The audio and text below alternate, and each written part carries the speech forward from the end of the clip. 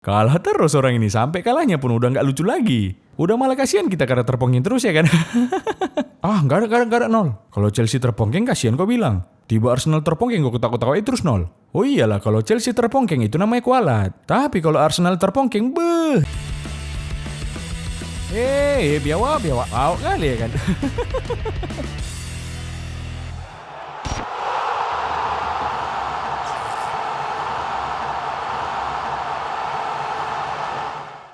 Oke kawan-kawan, hari ini aku mau cerita sikit lah tentang hasil pertandingan Carabao Cup yang kemarin baru aja berlangsung. Kalau kata-kata orang yang timnya kalah, pasti piala ecek-ecek nih dibilang. Baik kali gayanya, bisa pun nggak timnya juara ya kan?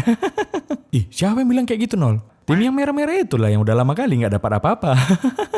Di match yang pertama, Brentford harus tumbang oleh lawannya tim dari divisi 4 yaitu Gillingham. Dan yang lebih menyakitkannya lagi, orang ini kalah dan gak lolos di markasnya sendiri dengan sebelumnya hanya mampu imbang 1-1 dengan tim tamu. Kemudian dilanjutkanlah adu penalti kayak yang mana kita tahu lah pasti beban kali buat tuan rumah.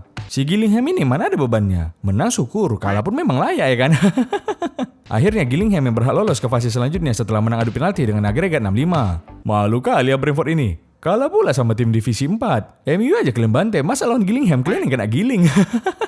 Tapi yang menarik dari match ini adalah backnya Gillingham ini adalah si Elkan Bagot. Elkan Bagot menunjukkan progresnya lah menurutku. Apalagi sebelumnya dia udah mengemas 2 gol selama berseragam Gillingham. Striker kelas dunia macam Messi sama Ronaldo aja gak pernah nyetak gol berseragam Gillingham.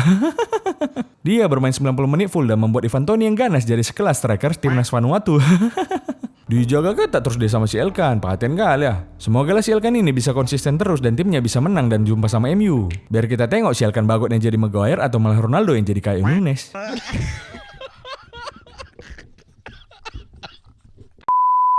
Liverpool harus bersusah ya menghadapi Derby County di putaran ketiga Piala Carabao ini. Lawan Derby County pun cengap. Gak ada niatan ganti pelatih kalian Liverpool. Ganti sama siapa cocoknya nol? Kalau feelingku Liverpool bakalan bagus kalau dilatih sama Wayne Rooney. Yang gak habis pikir aku lawan Derby County aja kayak gini. Sampai harus adu penalti, kayak mana lagi nanti lawan Madrid ya kan?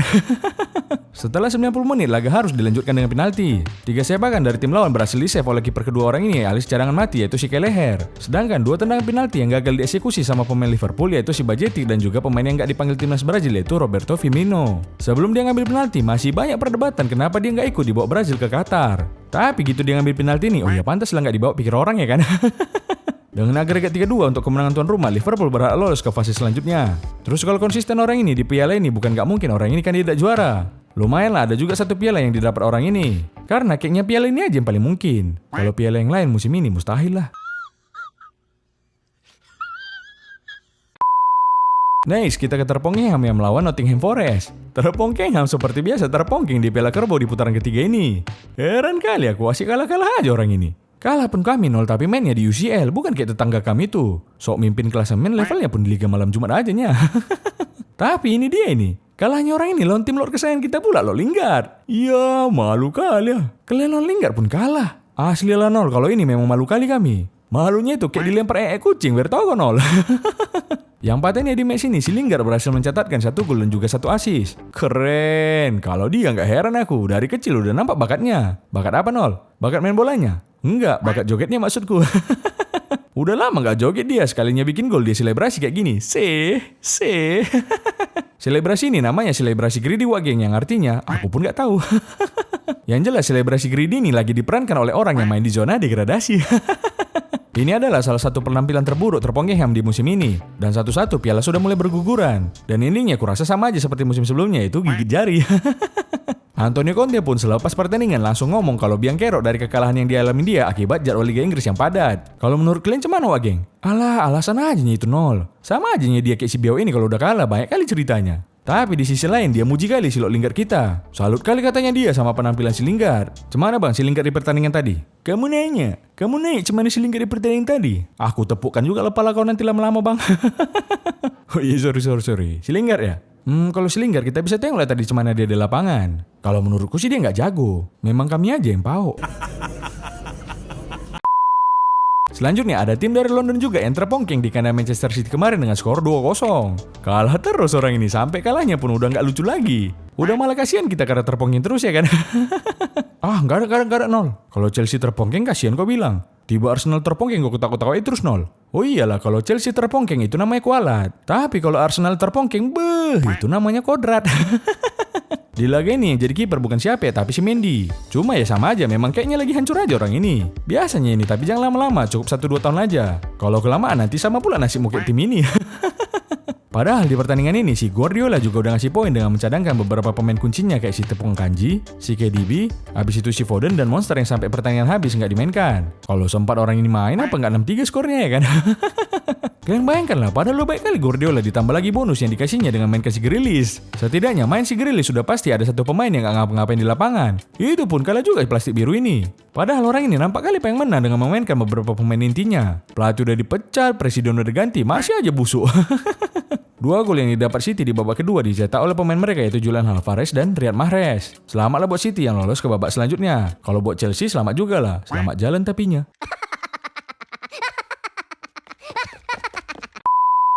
Nah selanjutnya ada kejutan yang terjadi di Emirates Stadium. Setelah Arsenal harus mengakui keunggulan Brighton Albion di putaran ketiga Piala Kerbau ini. Peringkat 1 klasemen IPL pun tumbang di piala ini ya kan. Ini yang aku bilang namanya kodrat tadi. Habis itu Brighton dapat hadiah penalti dari wasit dan mantan pemain meriam lontong yaitu Danny Welbeck berhasil mengeksekusi tendangan tersebut. Kasian juga aku naik si Arteta ini. Ada aja yang buat timnya rugi. Ya memang kayak gitulah nol kalau ngelatih tim yang bawa sial. Habis itu Brighton malah unggul lewat 2 gol yang mereka ciptakan melalui Mintoma dan juga Lamti. Gak tanggung-tanggung, meriam lontong pun harus terpongkeng di rumah sendiri dengan skor 1-3. Terus fans SSB Arsenal ini pun langsung bilang kalau piala ini gak begitu penting dan lebih bagus fokus di IPL. Tapi kalau gak juara, kalau juara senang juga nih orang ini. Ya wakal ya. Dan kalau kalian perhatikan tim dari London semuanya terpongkeng kayak Chelsea, West Ham, Arsenal dan juga terpongkeng Ham. Sama-sama kompak lah orang ini. Satu-satunya klub London yang tersisa cuma Charlton Athletic. Memang London ini nggak cocok jadi tempatnya tim bola. Pawak-pawak tim bolanya soalnya. Kalau menurutku London ini lebih cocoknya jadi tempat hiburan saking lucunya tim bolanya.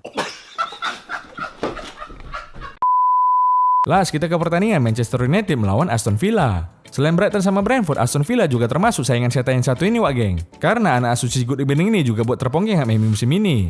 Gimana fans MU? Masih ingat kalian sama tim ini kan? Jangan pura-pura lupa kalian. Masih belum lama tragedi pembantaian 3-1 kemarin.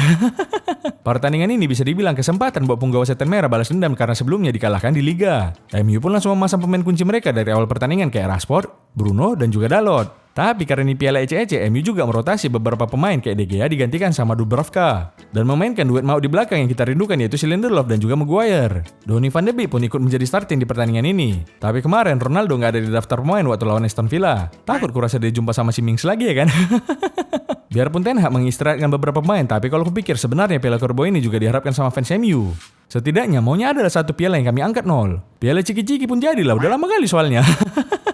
Gitu juga si Good Evening juga mengistirahatkan beberapa pemainnya untuk pertandingan kemarin. Tapi di babak pertama di match ini menurutku nggak seru. Nggak ada satupun yang berbahaya dibuat orang ini. Memang kayak hati-hati kali loh orang ini main. Kurasa karena Piala Dunia udah dekat. Padahal banyak dari yang main malam itu nggak dipanggil timnas.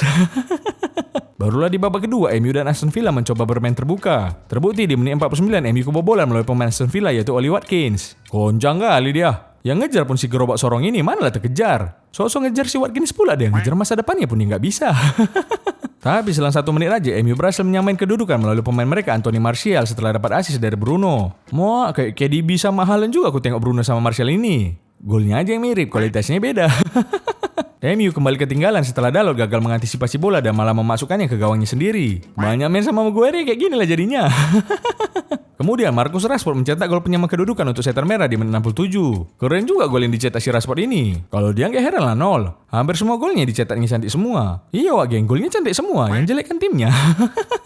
Habis itu Bruno berhasil membuat MU unggul atas tamunya dengan mencetak gol akibat dari blunder pemain Aston Villa. MU comeback dengan skor 3-2 lewat kontribusi assist dari wonderkid MU yaitu si Garnacho. Kalau MU untuk wonderkid gak ada habisnya. Cuman yang betul-betul jadi pemain sikit.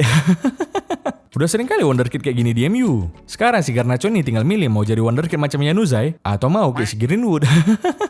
Gak wonderkid macam si Lingard aja sekalian kau bilang nol. Kalau si Lingard dari kecil bukan wonderkid lagi wak geng. Wonder Woman yang ianya. Dan akhirnya MU menang dengan skor 4-2 melalui gol pemain mereka yaitu Scott McTominay yang berhasil memanfaatkan umpan indah ala Kevin De Bruyne yang dibuat oleh lagi-lagi si Garnacho. Semenjak dia masuk langsung berubah permainan MU dan mereka berhasil memenangkan pertandingan ini. Apakah dengan match ini Garnacho bakalan dipanggil ke timnas Argentina? Kayaknya sih enggak, soalnya dia fans Ronaldo. Tapi pesanku buat fans MU gak usah terlalu dibesar-besarkan lah anak ini. Kita tengok aja lah performanya beberapa musim nanti. Apakah dia jadi Garnacho Pomoting atau malah jadi Jesse Lingard Garnacho?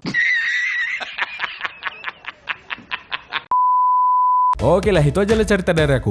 Udah dulu ya, geng. Tapi sebelum aku cabut, ada yang mau kutanya sama kalian. Bersih tangan kalian sekarang? Bersih nol. Ah, kalau bersih, ambilkanlah dulu si kirupil kenyua. Gatal kali kurasa hidungku. Pala bewok kau itulah nol. Dadah, geng.